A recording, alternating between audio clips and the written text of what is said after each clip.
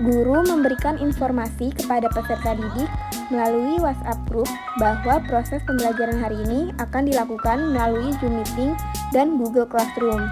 Kemudian, guru memberikan link yang sudah dijadwalkan.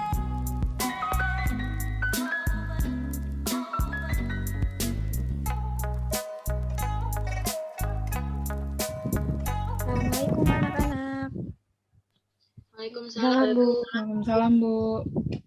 Gimana kabar kalian hari ini? Alhamdulillah Bu, sehat. Alhamdulillah ya, pada sehat semua. Ibu sekarang ingin absen terlebih dahulu ya untuk memastikan apakah semuanya sudah hadir atau masih ada yang belum hadir. Yang Ibu sebutkan namanya silahkan ke mic-nya ya. Syafa Andini, hadir Bu. Di Anggun, Auliyakun, hadir Bu. Desi Rahmawati, hadir Bu. Khairatun Hisan, hadir Bu. Alhamdulillah hadir semua ya. Sebelum memulai pembelajaran hari ini, alangkah baiknya kita berdoa menurut agama dan kepercayaan masing-masing. Berdoa dimulai. Selesai. Pada pertemuan pertama hari ini, Ibu akan membahas mengenai kerajinan bahan serat. Ibu share screen ya. Nah, untuk seperti yang tadi Ibu sudah jelaskan, pertemuan hari ini akan membahas kerajinan bahan serat. Ibu akan membacakan tujuan pembelajaran kita hari ini, yaitu yang pertama, memahami pengertian, jenis, dan karakteristik bahan serat. Yang kedua, menganalisis pengolahan bahan serat. Yang ketiga, menganalisis proses produksi kerajinan bahan serat. Yang keempat itu menganalisis hasil kerajinan bahan serat. Dan yang terakhir, membuat rancangan produk kerajinan bahan serat. Untuk pembahasan materinya, Ibu akan membahas pengertian bahan serat, jenis dan karakteristik bahan serat, pengolahan bahan serat, proses produksi kerajinan bahan serat, dan contoh kerajinan bahan serat. Yang pertama itu pengertian bahan serat. Menurut Kamus Besar Bahasa Indonesia, serat adalah suatu material yang perbandingan panjang dan lebarnya sangat besar, dan molekul penyusunannya terorientasi terutama ke arah panjang. Bahan serat adalah suatu jenis bahan berupa potongan-potongan komponen yang membentuk jaringan memanjang yang utuh. Sedangkan serat sebagai bahan baku tekstil adalah serat-serat yang digunakan untuk aplikasi tekstil. Serat merupakan bahan baku yang digunakan dalam pembuatan benang dan kain. Jadi, di sini dapat disimpulkan, bahan serat itu merupakan bahan yang berupa potongan-potongan komponen dan dapat digunakan sebagai bahan baku dalam pembuatan benang dan kain. Jadi, bahan serat ini itu merupakan bahan setengah jadi yang dapat kita olah kembali menjadi suatu kerajinan atau karya yang bernilai lebih seperti itu. Untuk jenis dan karakteristik bahan serat terbagi menjadi dua, yaitu serat dari tumbuhan dan serat dari hewan. Untuk serat dari tumbuhan ini terbagi menjadi 4, yaitu biji, batang, daun, dan buah. Sedangkan untuk serat dari hewan terbagi menjadi 2, yaitu stapel dan filamen. Nah, di sini pertama yaitu ada serat dari tumbuhan. Anak-anak ada yang tahu nggak nih, ini tuh apa? Gambar yang pertama ini, ada yang tahu?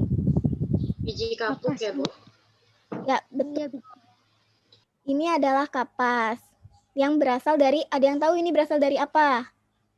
Apakah biji, batang, daun, atau buah? Biji kapuk Bu. Ya, betul sekali Desi, terima kasih. Yang kedua, ini ada gambar apa nih? Ada yang tahu? Daun pandan Bu. Ya, betul sekali Auliyakun. Untuk Auliyakun, ini daun pandan ini berasal dari apakah dari biji, daun, buah, atau akar? Daun Bu. Ya, betul sekali. Untuk gambar yang ketiga nih, kira-kira ini gambar apa ya? Serat apa nih? Ada yang tahu? Itu kayaknya itu Bu, serat dari batang anggrek, anggrek ya Bu? Ya, betul sekali. Ini adalah batang anggrek yang berasal dari batang. Serat batang. Yang terakhir itu ini ya, ini sepertinya sudah pada tahu ya, sudah sangat familiar dengan ini. Ada yang tahu ini apa? Itu serabut kelapa ya, Bu? Ya, betul sekali, Hoirotun Hisan. Terima kasih ya anak-anak atas jawabannya. Selanjutnya yaitu serat dari hewan. Nah, ya, yang seperti sudah Ibu jelaskan tadi, terbagi menjadi dua, yaitu stapel dan filamen. Yang pertama ini ada stapel, yang merupakan serat berbentuk rambut hewan yang disebut dengan wool. Jadi, berasal dari hewan seperti domba, yang ini ya. Jadi, bulunya itu, rambut-rambut hewannya ini dapat dijadikan wool. Yang kedua itu ada filamen. Filamen merupakan serat yang berbentuk jaringan. Biasanya diproduksi oleh ulat sutra nih, seperti ini. Ini hasilnya nih, serat yang berbentuk filamen, serat yang membentuk jaringan. Selanjutnya yaitu ada pengolahan bahan serat. Anak-anak ada yang ingin bantu Ibu untuk membacakan? Saya, Bu, mau coba baca. Ya, silakan Hoirotun Hisan. Pengolahan bahan serat. Pertama, pemintalan benang. Dari proses pemilihan serat akan dilanjutkan pengolahan kapas menjadi benang yang disebut pemintalan. Yang kedua ada penggulungan benang, yaitu benang yang sudah dipintal akan digulung menggunakan alat penggulung benang. Yang ketiga, pencelupan warna. Benang diproses dengan pencelupan untuk memperoleh warna yang kuat. Selanjutnya, benang dikeringkan. Lalu ada penenunan benang menjadi kain. Benang dapat ditindaklanjuti dengan proses penenunan menjadi kain.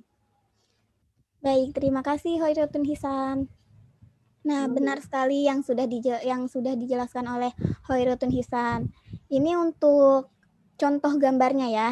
Yang pertama yaitu ada pemintalan benang. Ini seperti ini ilustrasinya. Yang kedua yaitu ada penggulungan benang. Ini seperti ini ya ilustrasinya menggunakan alat berupa roda. Ini tuh masih termasuk menggunakan alat tradisional. Yang ketiga ini yaitu proses apa nih? Ada yang tahu nggak? Ini sepertinya sedang dicelupkan dan apa nih? Tahap apa tadi yang sudah dijelaskan Hoirotun Hisan? Yang ketiga? Pencelupan warna, Bu. Ya, betul sekali. Dan yang terakhir ini ada yang tahu nggak nih? Tadi yang seperti yang sudah dijelaskan Hoirotun Hisan? Ya, betul. Terima kasih ya anak-anak sudah bantu Ibu untuk menjawabnya. Selanjutnya yaitu di sini ada proses produksi kerajinan bahan serat. Yaitu ada 4. Yang pertama, menenun, menjahit, mengikat, dan menganyam. Menenun itu menggunakan alat spanram atau bingkai yang direntangkan benang-benang lungsi sebagai jalur jalannya, benang tenunan atau pakan. Jadi biasanya menenun ini menggunakan alat khusus untuk menenun seperti itu. Yang kedua itu yaitu menjahit. Menjahit adalah pekerjaan menyambung kain dan bahan-bahan yang lain yang bisa dilewati jarum jahit dan benang. Untuk menjahit ini kita bisa menggunakan jarum jahit atau mesin jahit. Selanjutnya yaitu ada mengikat. Mengikat adalah teknik menyatukan dua benang atau lebih membentuk ikatan yang diinginkan. Biasanya teknik mengikat ini lebih mudah ya, atau bukan lebih mudah, kayak gimana ya? Kayak lebih simpel aja gitu, tidak memerlukan alat-alat khusus seperti itu. Dan selanjutnya itu ada teknik menganyam. Teknik menganyam ini merupakan proses menjaringkan atau menyilangkan bahan-bahan dari tumbuhan untuk dijadikan satu rumpun yang kuat. Nah, ini dia ada contoh kerajinan serat. Ada yang tahu anak-anak ini gambar apa? Yang terbuat dari kapas, Bu. Ya, betul sekali Trianggun, terima kasih. Selanjutnya ini ada kerajinan apa nih dan terbuat dari apa? Ada pas dari serabut kelapa, Bu. Ya, betul sekali Hoirotun Hisan. Yang ketiga nih, ada gambar apa nih? Tas dari daun pandan, Bu. Ya, betul sekali Auliakun. Yang keempat, Itu shell, Bu, dari benang wol.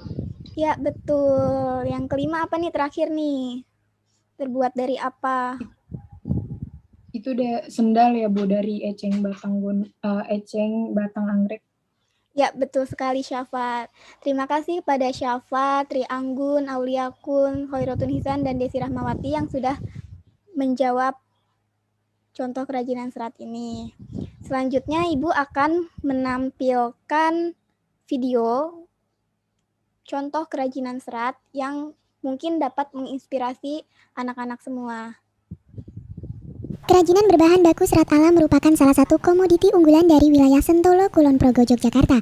Dari bahan baku seperti agel, eceng gondok, lidi, dan rotan, terciptalah berbagai jenis produk kerajinan yang tidak hanya cantik, tetapi juga bernilai jual tinggi.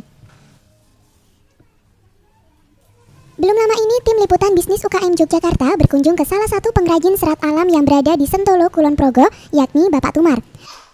Berbendera Gulma Mutiara Craft, Pak Tumar yang konon memulai usaha tersebut pada tahun 1995 mampu memproduksi puluhan hingga ratusan jenis kreasi kerajinan berbahan serat alam setiap bulannya.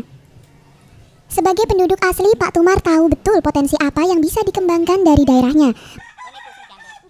Melihat cukup melimpahnya tanaman agel ketika itu, timbul ide moncer dari Pak Tumar untuk memanfaatkan serat alamnya sebagai bahan baku kerajinan. Meskipun bukan orang pertama yang melakoni produksi tersebut, namun berkat kegigihan dan keuletan yang dimilikinya, kini Pak Tumar bisa menikmati hasil jerih payahnya sebagai salah seorang pengrajin serat alam yang dikenal sukses di Yogyakarta. Untuk kreasi produknya saat ini Pak Tumar mampu memproduksi tas, topi, box laundry, box tisu, placemat, dan beberapa kreasi lainnya. Berikutnya, aneka kreasi kerajinan tersebut dipasarkan ke berbagai wilayah di tanah air, utamanya Bali dan Jogja sendiri. Diterimanya kreasi Gulma Mutiara Craft di pasar internasional menjadi bukti kualitas produk yang mereka hasilkan. Kondisi demikian tidak lantas menjadikan Pak Tumar berpuas diri, karena tingkat persaingan yang sangat ketat mengharuskan beliau melakukan inovasi-inovasi sebagai langkah antisipasi. Alhasil, bahan baku lain seperti eceng gondok, rotan, dan lidi menjadi kreasi berikutnya yang beliau sasar. Dengan produk yang semakin variatif, Pak Tumar lebih mudah mendapatkan konsumen baik tingkat lokal maupun internasional. Ya, setelah menonton video yang tadi ditayangkan, apakah ada yang bisa menyimpulkan? Saya mau mencoba menyimpulkan, Bu. Baik, silahkan Syafa. Nah, jadi serat alam yang dapat dijadikan sebagai bahan kerajinan itu ada tanaman agel, eceng gondok, lidi, dan rotan. Tahap pembuatan kerajinan dari tanaman agel itu yang pertama dikeringkan dulu. Terus yang kedua tadi dicelupin ke warna. Terus yang ketiga dianyam. Terus hasil kerajinannya itu bisa jadi tas, topi, box penyimpanan, box tisu, dan placemat, dan banyak lagi. Baik Syafa, terima kasih ya atas kesimpulannya, bagus sekali. Nah, setelah melihat video tadi, ternyata masih banyak ya jenis-jenis serat yang dapat dijadikan kerajinan, tidak hanya terpaku pada PPT Ibu saja, jadi kalian juga bisa mengeksplor lebih jauh apa saja sih contoh-contoh kerajinan serat dan apa saja bahan-bahannya seperti itu. Selanjutnya nih, ada tugas dari Ibu. Yang pertama itu membuat rancangan kerajinan serat alam yang dibuat pada pertemuan minggu depan. Untuk tugas yang kedua itu, yaitu tuliskan kerajinan apa yang akan dibuat, bahan apa yang digunakan, teknik pembuatan, dan cara pembuatannya. Dikumpulkan melalui Google Classroom tanggal 2 Juni maksimal pukul 23.59. Jadi yang pertama dikumpulkan itu ininya dulu ya, tahap-tahapan pembuatannya. Kemudian yang akan dijadikan membuat kerajinan minggu depan, seperti itu. Apakah ada yang ditanyakan terkait tugas ini? Tugasnya kelompok atau individu, Bu?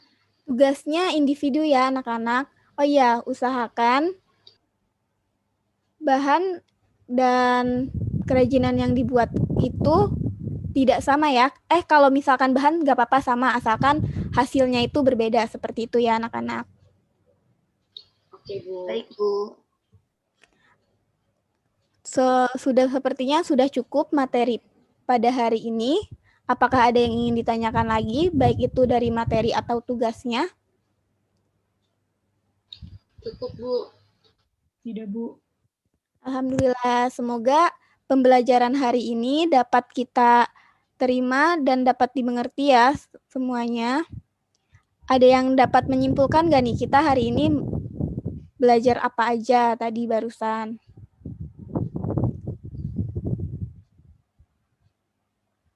Ada yang dapat membuat kesimpulan pembelajaran hari ini? Saya mau coba menyimpulkan, Bu. Baik, silahkan Hoirotun Hisan. Jadi kesimpulan pembelajaran pada hari ini yaitu tentang serat ya, Bu.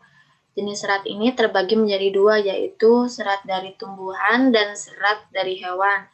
Serat dari tumbuhan terbagi menjadi biji, batang, daun, dan buah. Sedangkan serat dari hewan terbagi menjadi dua, yaitu stapel dan filamen. Pengolahan bahan serat ada prosesnya, yaitu yang pertama pemintalan benang, kedua penggulungan benang, ketiga pencelupan warna, dan yang terakhir penenunan benang menjadi kain. Nah, proses produksi kerajinan bahan serat yaitu ada menenun, menjahit, mengikat, dan menenun ya, Bu. Ya, betul sekali Hoirotun Hisan. Terima kasih atas kesimpulannya. Alhamdulillah ya, kita hari ini sudah mendapatkan materi mengenai kerajinan bahan serat. Semoga anak-anak semuanya dapat memahami materi ini dengan baik dan tugasnya jangan lupa dikerjakan ya. Satu lagi, Ibu ingin berterima kasih kepada anak-anak yang sudah berpartisipasi aktif dalam pembelajaran hari ini. Semoga untuk pembelajaran berikutnya kalian tetap semangat ya. Baik, sekian dari Ibu. Terima kasih. Wassalamualaikum warahmatullahi wabarakatuh.